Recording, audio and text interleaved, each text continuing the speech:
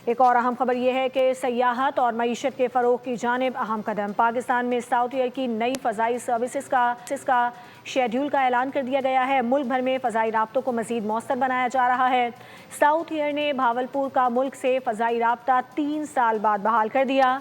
South year Karachi से तरबियत और कोयटा की 4 परवाज़ें ऑपरेट कर रही है। एक और अहम खबर यह है कि सयाहत और मईशत के फ़रोग की जानिब अहम कदम। पाकिस्तान में साउथ ईयर की नई फ़ज़ाई सर्विसेज का शेड्यूल का ऐलान कर दिया गया है। मुल्क भर में फ़ज़ाई राब्तों को मज़ीद मौसर बनाया जा रहा है।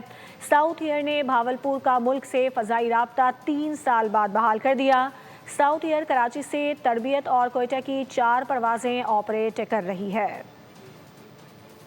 एक और अहम खबर यह है कि सयाहत और मईशत के फ़रोग की जानिब अहम कदम। पाकिस्तान में साउथ ईयर की नई फ़ज़ाई सर्विसेज का शेड्यूल का ऐलान कर दिया गया है। मुल्क भर में फ़ज़ाई राब्तों को मज़ीद मौसर बनाया जा रहा है।